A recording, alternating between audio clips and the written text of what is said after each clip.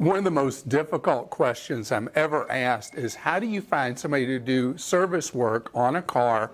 Same thing could apply with having something repaired at your home. But with a car, the stakes are so high, especially if your car is down for the count and you can't get to work. So the most important time for you to figure out who your mechanic should be is before your car breaks. I want you to establish a relationship, if you will, with a mechanic, not with a traditional car dealer. I like for you to go to independents and have a relationship with someone that you do for the low voltage things. By that I mean regular maintenance on your vehicle, so you know who they are, they know who you are, you have that layer of trust. And then when something really goes wrong with your car, you already know where it should go. But what if I'm way too late in the game? You don't have somebody like that, and your car is croaked, and you need to have it worked on.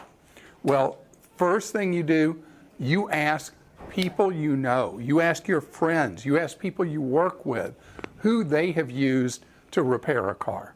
That's not going to guarantee you the right shop, but it will improve the odds that you're going to the right place, the right mechanic. Second, you want whatever they're going to do in writing. And it shouldn't be that they're going to replace this in your car, that in your car. It should be about the symptoms your car is having, and that's why it's there.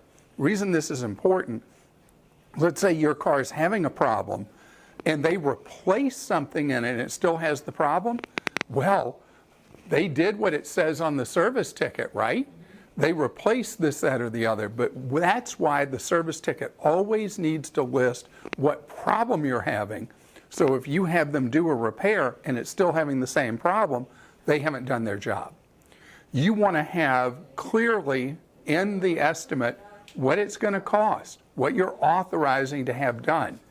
Because unfortunately, the way state mechanic lien laws work, if you don't strictly have that written down, a mechanic can do whatever he or she wants to your vehicle, bill you any amount of money, and they have a legal right to possession of the vehicle. So that's why you've got to do these things right up front to prevent as many hassles as you can while all you're trying to do is get your car back on the road.